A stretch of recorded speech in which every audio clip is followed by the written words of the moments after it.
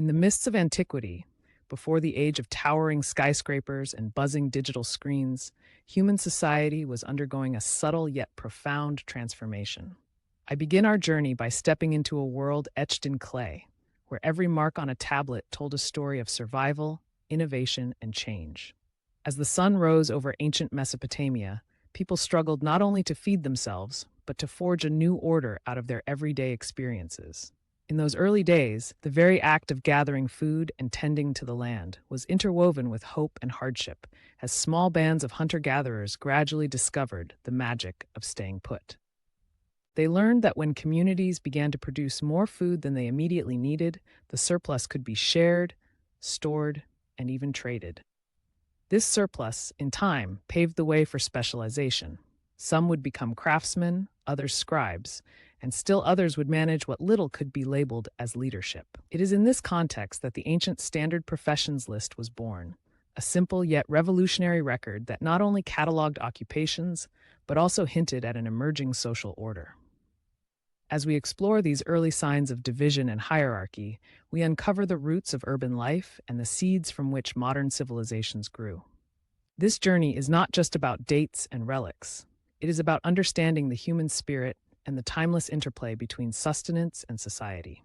With food at its core and communities molded by necessity and ingenuity, the story of our ancestors is one of gradual yet inexorable change.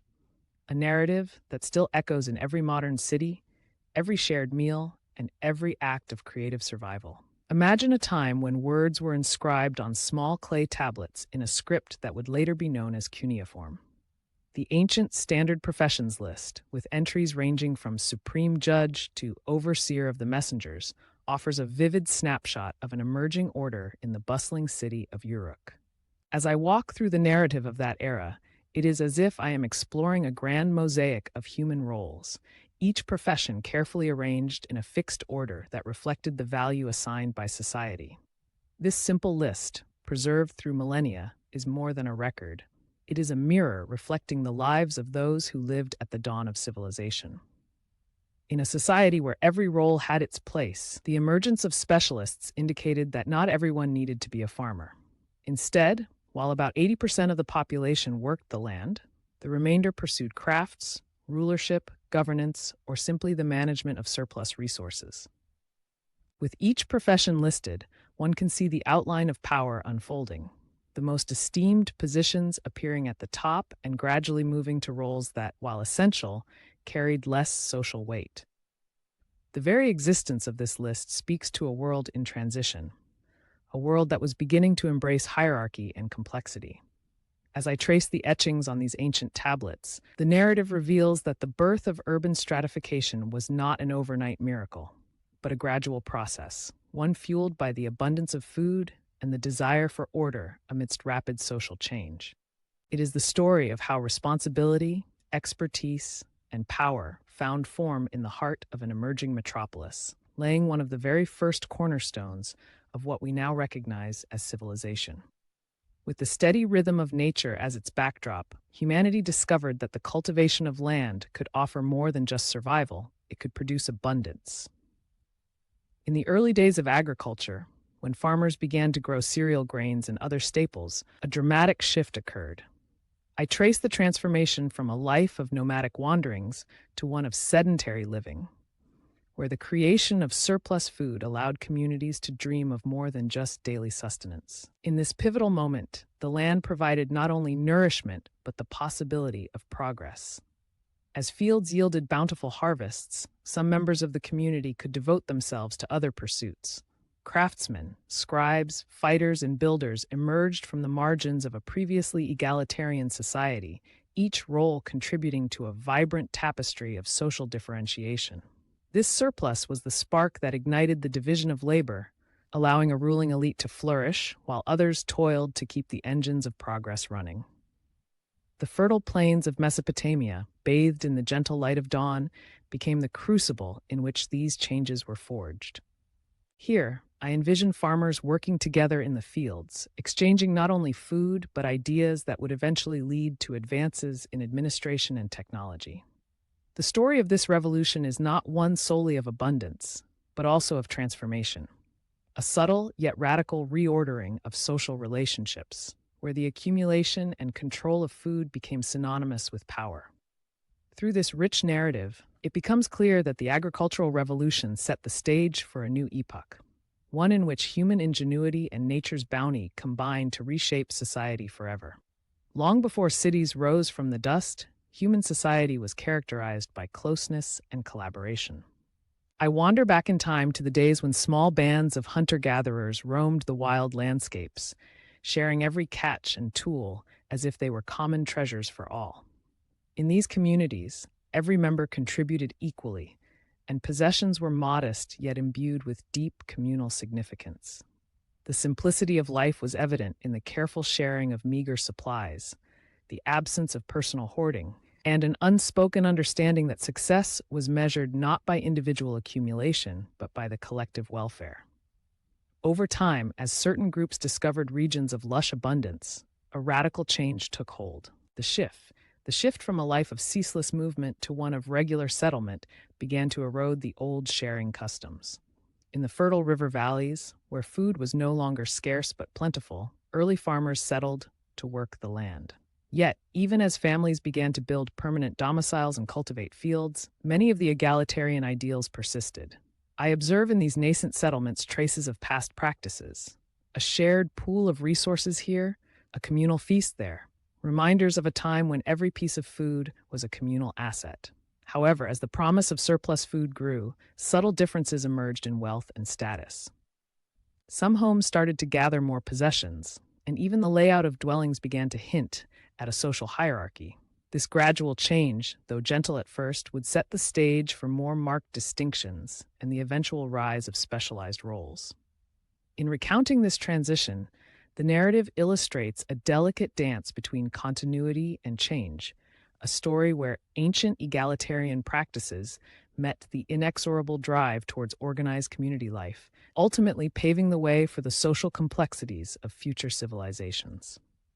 In the evolving landscapes of early settled communities, a new figure emerged from the tide of change, a big man whose power stemmed not from brute force, but from the art of generosity. It is easy to picture a community where every surplus of food and every extra tool could be shared.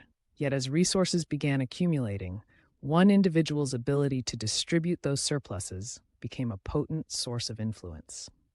I follow the story of these early leaders, whose strategy was both humble and profound.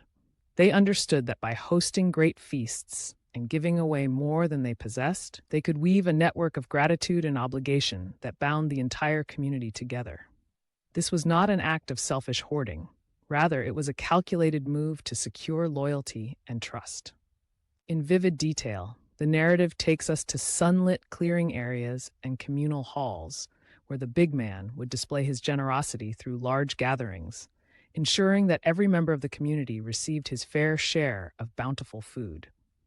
These acts of largesse were celebrated not with personal gain, but with the collective uplift of the group. Through the sharing of extras, be it a hearty portion of stew or the best fruits of the harvest, a subtle power structure was cemented. The generosity exhibited was reciprocal. The more one gave, the deeper the bonds of interdependence became, weaving a social fabric where debts of gratitude were the currency of influence. In regions as distant as the islands of Melanesia, similar practices blossomed, where community leaders expanded their networks by carefully nurturing relationships with a host of dependents. This dynamic is a testament to the idea that power can be built not solely on wealth, but on the willingness to give generously, creating a reservoir of communal goodwill that would later become a key ingredient in the recipe for organized leadership and social stratification. As time marched onward, the power once concentrated in the hands of a generous big man began to evolve into more structured forms of leadership. I trace the development of emerging chiefdoms, where the collective management of surplus food started merging with ambitious public works such as irrigation systems. In this era, the necessity to harness water for farming spurred communities to work together in projects that required planning, coordination, and persistent labor. The construction of canals and levees became symbols of communal progress, marking a significant leap from the spontaneous, small-scale cooperation of earlier days. I picture ancient laborers united in purpose and driven by a mutual vision, paving intricate channels to tame unpredictable rivers and transform parched lands into productive fields. These monumental projects not only enhanced agricultural production, but also created roles for administrators, craftsmen, and laborers, further sharpening the lines of specialization.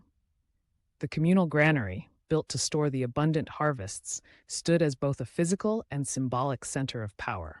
In many ways, the control over irrigation and stored grain became the cornerstone of authority. Leaders who managed these resources effectively gradually assumed greater influence. It was as if the very flow of water through meticulously dug channels mirrored the flow of power through the community, a steady, deliberate current that reshaped social relations.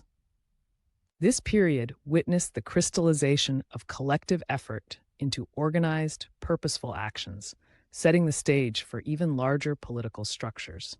The narrative of chiefdoms is one of collaboration intertwined with competition, where early forms of accountability and patronage took root, offering a foundation for the intricate hierarchies of future civilizations.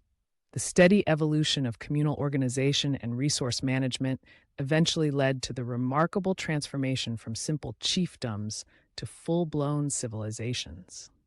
I wander through the corridors of time and visualize bustling urban centers stretching across the landscapes of Mesopotamia, northern China, and distant parts of the Americas.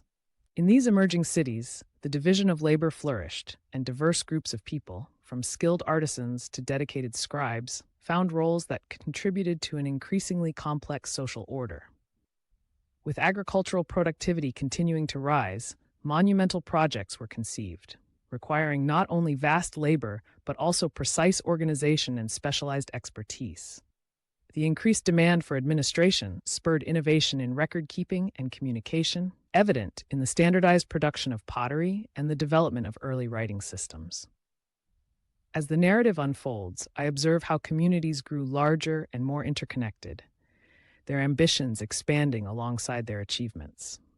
The structure of these civilizations was both intricate and resilient, supported by networks of trade, ritual, and warfare. Though each region evolved according to its own environmental and historical circumstances, a common thread emerges. The surplus of food and the intricate systems for its distribution created the conditions necessary for the rise of centralized authorities. These authorities, in turn, cultivated an environment in which technological innovation, cultural expression, and elaborate public works became not only possible, but essential. The transition to complex civilizations was a multifaceted journey, a gradual layering of innovations and social shifts that turned simple villages into vibrant hubs of culture, commerce, and power. In the grand tapestry of human achievement, monumental architecture stands out as a living testament to the power and inequality that took shape in early civilizations. I paint a picture of vast stone pyramids, towering ziggurats, and intricately carved temples emerging from the earth, each structure a physical embodiment of the collective ambition and hierarchical order of its society.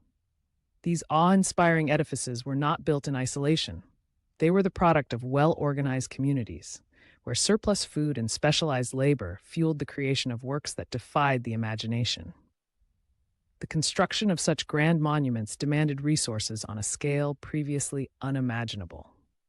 I visualize teams of dedicated builders, craftsmen, and administrators working under the watchful eyes of emerging rulers, orchestrating their efforts as if composing a living symphony of stone and mortar.